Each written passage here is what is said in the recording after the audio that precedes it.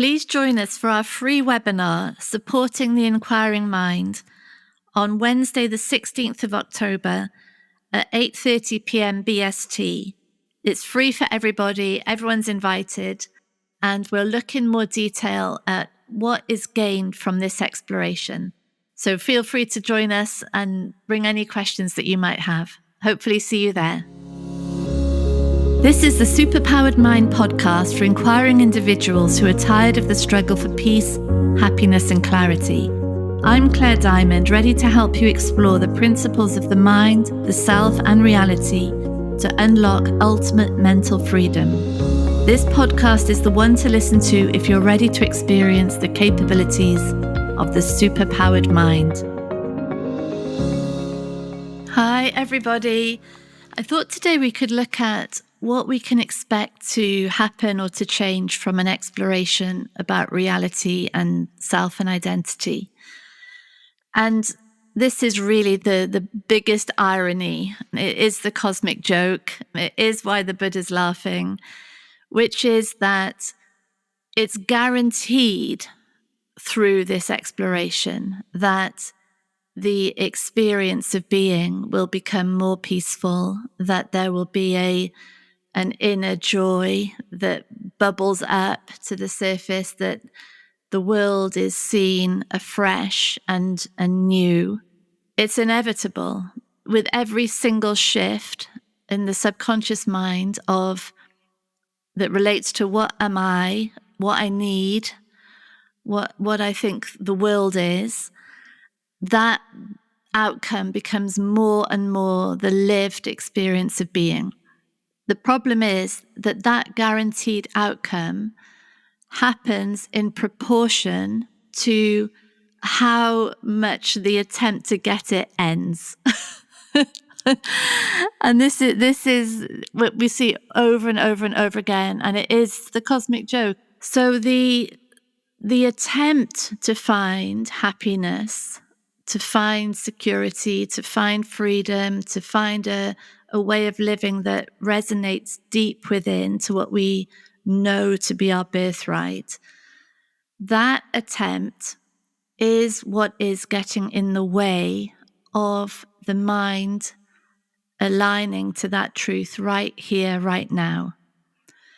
And it gets in the way because the conscious mind, the sort of lived experience of being, is identified with an entire belief system of what we are. And at the center of that belief system is a conviction of separation, an absolute, unquestioned, without any doubt, central belief that I'm an individual. I'm on my own, basically. I'm a separate individual entity that needs to find wholeness through finding what it looks like I need in this world that looks completely objectively real and separate from me. And so that's the ongoing desperation of my life, is to try to get the right experience, the right emotions, the right partner, the right amount of money, the right looks, the right job or career, the right amount of attention or love or respect, and then I'll be whole. And so the whole search is on behalf of lack. And the more that conviction of lack tries to find wholeness, the more the lack is confirmed. And we see it in practice, don't we? We see it, if I think a certain person is going to make me complete, make me whole, the entire survival is put on that person's shoulders. I'm desperate, and nothing will push someone away more than feeling like they're being used really as a prop or a character in someone's own drama, that we're not really seeing them for who they are. They're just a projection of a figure from the past. And they don't really matter. They're not even really seen or known. So that desperation to find wholeness through them is literally pushing them away. And so it is with that. So it is with everything. The agenda to find wholeness creates more separation, creates more lack. And so that underlying motivation that someone in our Facebook group recently said, isn't that the motivation for everything, though, to find peace, to find happiness? Well, interestingly, yes, that it is the motivation that makes most sense, because the alignment of the experience of being with that truth of wholeness, the truth that what we are is a conscious mind witnessing. We are the absolute intelligence of life. We are the beingness of aliveness itself. Absolute, infinite, no edges, no lack, no separation. And the whole idea of self and the idea of world appear within that experience.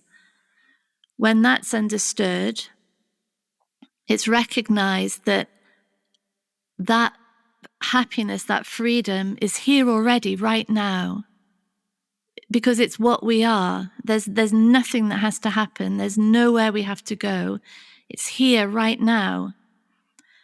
And so the agenda to find it is ludicrous. It makes zero sense, no sense whatsoever. And what's interesting, of course, is there's still actions happening, isn't there? There's still a body, which is the sensory vehicle in which all experience takes place. There's still eating and drinking, there's friends, there's sunrises, there's swimming, there's laughter. It's all happening. But now it has a freedom to it, because it's now being divested of that attempt to secure an imagined separate identity, which doesn't even exist. It's just an artifact of thought, of the mind. It doesn't exist.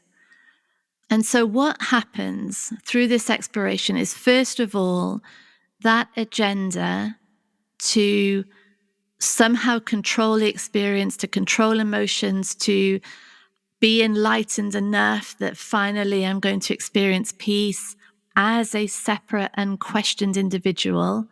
That agenda is severely confronted.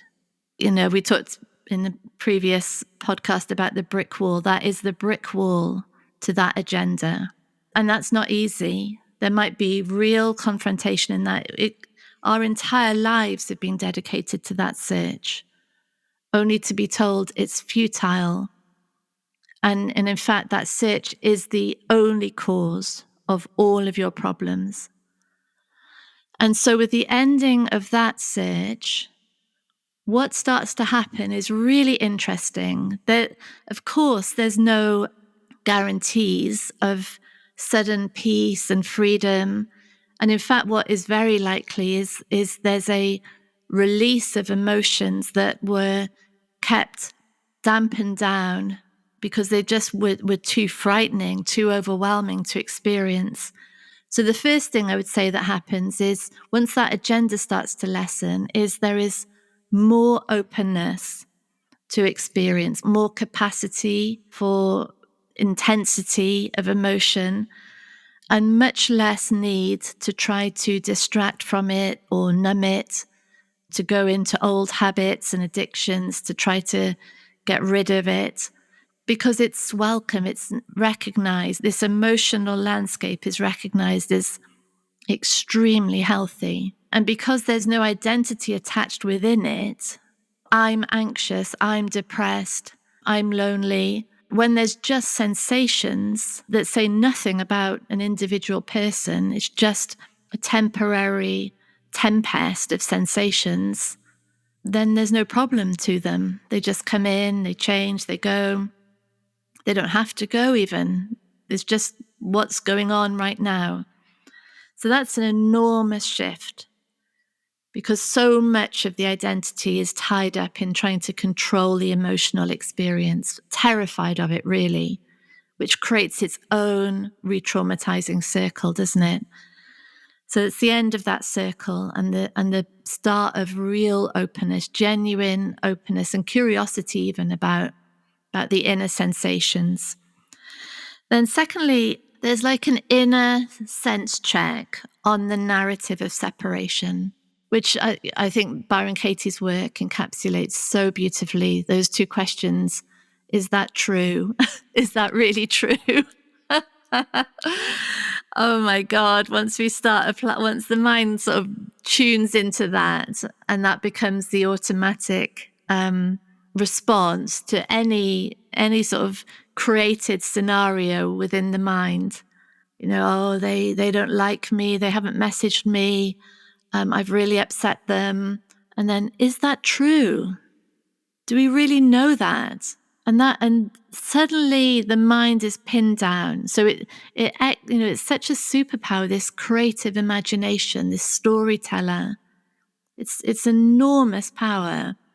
But when it's believed, oh my God, the torture of that. And so this question, is that true, is really saying, is that just imagination? Yes, almost always. And we can check, can't we? So now the mind is pinned down and the attention is directed into the world to actually check what's going on. And it's spectacular how different it is from the projected reality that was playing out. The third area is, and this is a huge shift, less blame, less shame, more accountability, which is a hard concept to get our heads around. But it comes from the understanding that all behavior is generated from the subconscious. So there is no doer, there is no chooser. And all of these body, minds, conditionings are influencing each other subconsciously all the time. So that victim-villain state is untenable. Seething in blame for someone else is nonsense. That the deep feeling of shame of our own existence, our own past acts, our own way of being really makes no sense. And it's replaced by a recognition that the entirety of all experience, all the content of experience is arising through this body mind, which is the sensory space of experience. That this is where the infinite and the absolute experience themselves in form. And that is, we've looked at it before, that is the center of the universe. And so there is ultimate accountability for all experience, all behavior, all perception from that space, from that recognition of where experience is arising from. Blame and shame makes no sense, is completely illogical. Ultimate source accountability makes absolute sense and is impossible to understand from a mind that is fixated on being the doer, being the chooser, being full of shame, being full of blame for other people. The fourth change we can expect to see is that the old comfort zones, which were torturous really in their lack of accuracy, lack of reality, lack of truth, lack of integrity, they're just not places to hang out anymore.